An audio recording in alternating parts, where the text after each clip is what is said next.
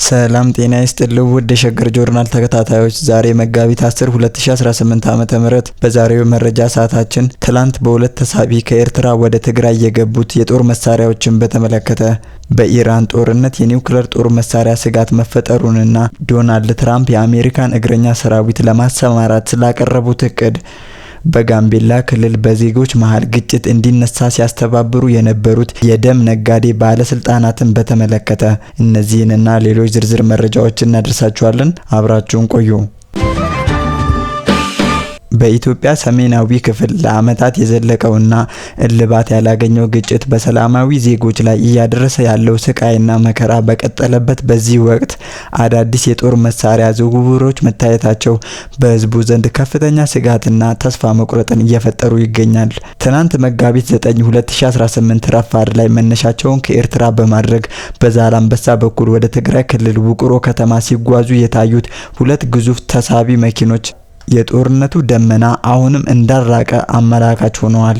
የሸገር ጆርናል ምንጮች እንደጠቀሙት እነዚህ ተጎታች መኪኖች እጅግ ዘመናዊ የሆኑ የጦር መሳሪያዎችንና ጥይቶችን የጫኑ ናቸው። ይህ ክስተት በቅርቡ ከኢራን ወደ ኤርትራ ከደረሱት ሁለት የጭነት አውሮፕላኖች ጋራ ቀጥተኛ ግንኙነት እንዳለው ይገመታል። እንደ መረጃዎች ከሆነ እነዚህ የጭነት አውሮፕላኖች ሚሳኤሎችን፣ ሰው አልባ አውሮፕላኖችን ወይንም ድሮኖችን እና ሌሎች ገዳይ የጦር መሳሪያዎችን ይዘው ኤርትራ የገቡ ሲሆን፣ አሁን ደግሞ እነዚህ መሳሪያዎች ወደ ትግራይ ክልል እንዲገቡ መደረጉ በክልሉና በአካባቢው ያለውን የኃይል ሚዛን ሊያናጋ የሚችል አደገኛ እርምጃ ተደርጎ ተወስዷል።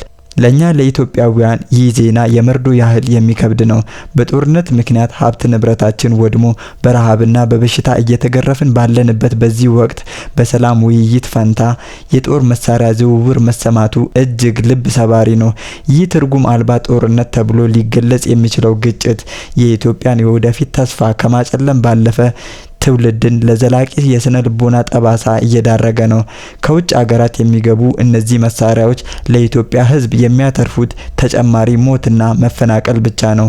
ኢራን ለኤርትራ የሰጠቻቸው እነዚህ የጦር መሳሪያዎች አሁን ላይ በትግራይ ኃይሎች እጅ እየገቡ መሆኑ ግጭቱ ዓለም አቀፋዊ ይዘት እየያዘ መምጣቱን ያሳያል። የውጭ ኃይሎች የራሳቸውን ጂኦፖለቲካዊ ፍላጎት ለማሳካት በሚያደርጉት ሽኩቻ የኢትዮጵያ ምድር የጦር መሳሪያ መሞከሪያና የዜጎች ደም የሚፈስበት መድረክ መሆኑ እጅግ የሚያሳዝን ነው። ዛሬም እንደ ትላንቱ በዛላምበሳና በውቅሮ ጎዳናዎች ላይ የሚታዩት የጦር መኪኖች ለእናቶች ጭንቀትን፣ ለህፃናት ደግሞ የጨለመ ነገን ይዘው የሚመጡ ናቸው። የኢትዮጵያ ህዝብ ጦርነት የሰለቸው፣ ሰላምና መረጋጋት አጥብቆ የሚናፍቅ ህዝብ ነው። ሆኖም ግን እንደዚህ ያሉ የጦር መሳሪያ ዝውውሮች በሚታዩበት ወቅት የሰላም ስምምነቶች ሁሉ ዋጋ ቢስ እየሆኑ ይመስላሉ።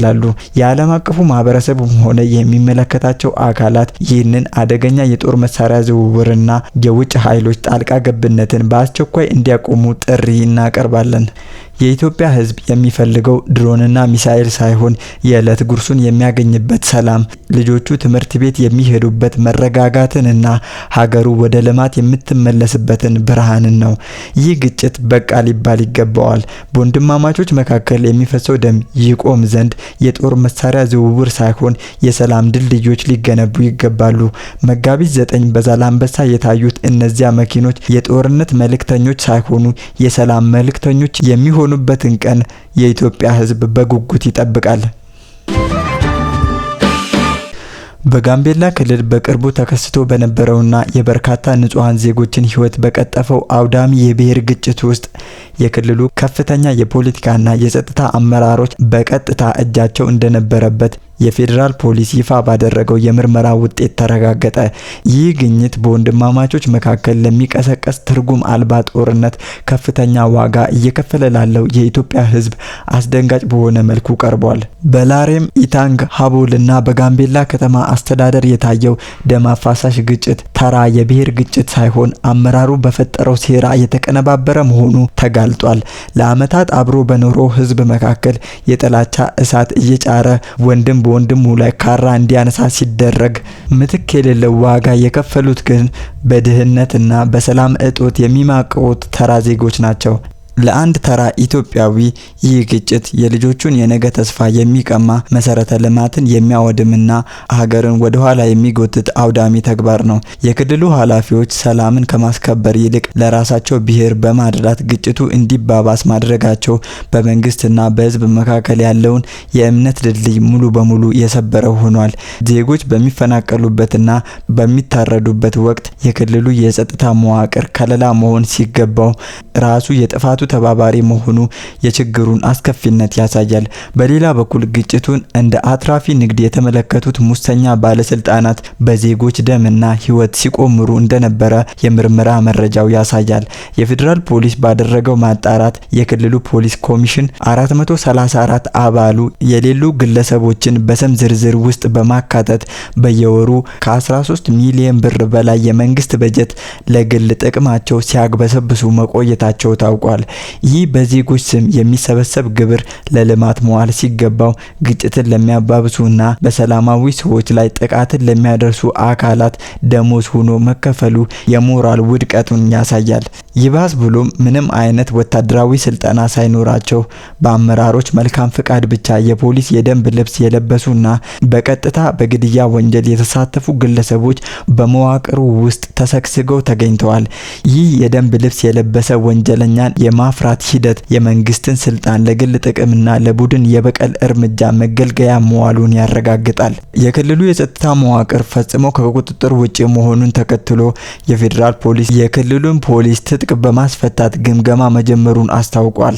በዚህም መሰረት የክልሉ ፖሊስ ኮሚሽነርን ጨምሮ 62 ከፍተኛ ባለስልጣናት በቁጥጥር ስር ውለዋል። የወረዳ አስተዳዳሪዎችና የከተማ ሰላምና ጸጥታ ቢሮ ኃላፊዎች በምርመራው እየተጠየቁ ይገኛሉ። በተጓዳኝ ድንበር ጥሰው በገቡ የሙሩሌ ታጣቂዎችና በህገወጥ አደንዛዥ እጽ አዘዋዋሪዎች ላይ ወታደራዊ እርምጃ ተወስዷል። ይህ እርምጃ ለጊዜው መረጋጋትን ሊያመጣ ቢችልም በስልጣን ስም በዜጎች ደም የሚነግዱ ባለስልጣናት ለህግ ቀርበው ተገቢው ቅጣት ካላገኙ በወንድማማቾች መካከል የሚጫረው የጥፋት እሳት ሙሉ በሙሉ ሊጠፋ እንደማይችል የብዙዎች ስጋት ነው። ኢትዮጵያውያን የሚጠይቁት የፍትህ ያለ ጥሪ ምላሽ የሚያገኘው እንዲህ አይነት ተቋማዊ ክህደት የሚፈጽሙ አካላት ላይ የማያዳግም እርምጃ ሲወሰድ ብቻ ነው። በመካከለኛው ምስራቅ እየተካሄደ ያለው ግጭት ወደ ከፋና ወደማይመለስ አዲስ ምዕራፍ ሊሸጋገር ይችላል የሚል ስጋት የገባው የፕሬዝዳንት ዶናልድ ትራምፕ አስተዳደር የቀጠናውን የኃይል ሚዛን ለመጠበቅና ወታደራዊ ዘመቻዎችን ይበልጥ ለማጠናከር በሺዎች የሚቆጠሩ ተጨማሪ ወታደሮችን በስፍራው ለማሰማራት እያሰበ መሆኑን ሮይተርስ የዜና ምንጮቹን ጠቅሶ ዘግቧል። ይህ ውሳኔ ሊመጣ የቻለው አሜሪካ በኢራን ላይ የጀመረችው ወታደራዊ እርምጃ ሶስተኛ ሳምንቱን እያጠናቀቀ ባለበት ወቅት ሲሆን አዳዲስ የሚሰማሩት ኃይሎች ዋሽንግተን በቀጣይ ለምትወስዳቸው እርምጃዎች ሰፋ ያሉ ወታደራዊና ስትራቴጂካዊ አማራጮችን እንደሚሰጧት ታምኖበታል። እንደ ዜና ወኪሉ ዘገባ ከሆነ የአሜሪካ የጥንቃቄ እርምጃ በዋነኝነት ትኩረቱን ያደረገው በዓለም አቀፍ የነዳጅ ንግድ መስመር ላይ ነው። የአየርና የባህር ኃይልን በስፋት በመጠቀም በሆርሙዝ ወሽመጥ በኩል የሚያልፉ ነዳጅ ጫኝ መርከቦችን ደህንነት መጠበቅ ከወታደራዊ ማጠናከሪያ ዋና ዓላማዎች አንዱ ነው። ሮይተርስ ያነጋገራቸው ምንጮች እንደገለጹት ይህ የሆርሙዝ ሰርጥ ጥበቃ ዘመቻ የአሜሪካ ኃይልን እስከ ኢራን ባህር ዳርቻዎች ድረስ ሊያሰማራ ይችላል። ከዚህም በላይ የኢራን የነዳጅ ምርት 90% የሚላክበትን ስትራቴጂካዊውን የሃርግ ደሴት በእግረኛ ሰራዊት ለመቆጣጠር የታሰበ መሆኑ ተመላክቷል። ይሁን እንጂ ይህ እቅድ በፔንታጎን ባለስልጣናት ዘንድ መጠነኛ ልዩነትን ፈጥሯል። አንድ ከፍተኛ ባለስልጣን እንደገለጹት ወታደሮችን በኢራን ይዞታዎች ላይ ማስፈር ሰራዊቱን ለኢራን ሚሳኤልና የድሮን ጥቃቶች በቀላሉ ተጋላጭ ሊያደርግ ይችላል ብለዋል። ፕሬዝዳንት ትራምፕ በበኩላቸው ኢራን ጥቃት መፈጸሟን የምትቀጥል ከሆነ ለኢኮኖሚዋ የጀርባ አጥንት የሆነችውን የካርግ ደሴትን ሙሉ በሙሉ እንደሚያወድሙት ማስጠንቀቂያ ሰጥተዋል። ወታደራዊ ባለሙያዎች ግን መሰረተ ልማቱን ከማውደም ይልቅ በቁጥጥር ስር ማዋል ለወደፊቱ የድርድር አማራጭ የተሻለ እንደሆነ ይመክራሉ።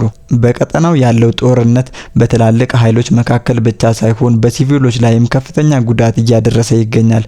ባለፈው ሳምንት ማብቂያ ላይ የእስራኤል ጦር ኢራን ሚሳኤሎችን ማስወንጨፏን ከገለጸ በኋላ በወረራ በተያዘው ዌስት ባንክ አዋ በተባለ አካባቢ በሚገኘው በሳሎን ላይ በወደቀው በሚሳኤል ፍንጣሪ 3 ሴቶች መገደላቸውን የፊልስጤም ቀይ ጨረቃ አስታውቋል። በጥቃቱ 8 ሰዎች ላይ ከባድና ቀላል የአካል ጉዳት የደረሰ ሲሆን የቀይ ጨረቃ ማህበር ባወጣው መግለጫ እስራኤል አካባቢው ላይ ባስቀመጠቻቸው ወታደራዊ ፍተሻ ጣቢያዎች የተነሳ የሕክምና ሰራተኞቹ አደጋ ወደ ደረሰበት ስፍራ በፍጥነት መድረስ እንዳልቻሉ ገልጿል። ይህ የቆሰሉ ሰዎችን ነፍስ ለማዳን በሚደረገው ጥረት ላይ ቀጥተኛና ከፍተኛ ተጽዕኖ ማሳደሩ ድርጅቱ በቁጭት ገልጿል። ሁኔታው ይበልጥ አሳሳቢ እየሆነ የመጣው ዓለም አቀፍ ተቋማት የኒውክሌር አደጋ ሊከሰት ይችላል የሚል ስጋት ማሳደራቸውን ተከትሎ ነው። የዓለም ጤና ድርጅት በኢራን በእስራኤልና በአሜሪካ መካከል ያለው ግጭት ከተባባሰ የኒውክሌር መሳሪያ ጥቅም ላይ ሊውል ይችላል የሚል ዝግጅት እያደረገ መሆኑን ፖለቲኮ ዘግቧል። የተባበሩት መንግስታት ድርጅት ሰራተኞችም በኢራን የኒውክሌር ተቋማት ላይ የሚሰነዘሩ ጥቃቶችን ተጽዕኖ በቅርበት እየተከታተሉት ነው። የድርጅቱ የምስራቅ ሜዲተራኒያ ቀጠና ዳይሬክተር ሃናን ባልኪ ሁኔታውን ሲገልጹ እጅግ የሚያሳስበን የኒውክሌር አደጋ መከሰት ነው። ምንም ያህል ብንዘጋጅም ይህ ከተከሰተ በቀጠናውም ሆነ በዓለም አቀፍ ደረጃ የሚደርሰው ጉዳት መከላከል አይቻልም። ውጤቱ ለብዙ አስርተ ዓመታት የሚቆይ ይሆናል ብለዋል። ለፕሬዝዳንት ዶናልድ ትራምፕ እስራኤል የኒውክሌር ቦምብ በኢራን ላይ ትጠቀማለች ወይ የሚል ጥያቄ ቀርቦላቸው እስራኤል ፈጽሞ ይህንን ታደርጋለች ብዬ አልጠብቅም የሚል ምላሽ በመስጠት ውጥረቱን ለማርገብ ሞክረዋል። ሆኖም ግን በቀጠናው ያለው ወታደራዊ እንቅስቃሴና የኃይል አስተላለፍ ዓለምን በከፍተኛ ስጋት ውስጥ እንደከተተ ቀጥሏል። ውድ አድማጭ ተመልካቾቻችን ለዛሬ ያሰናዳንላችሁ መረጃዎቻችን እኚህን ይመስሉ ነበር። አብራችሁን ስለቆያችሁ ከልብ እናመሰግናለን።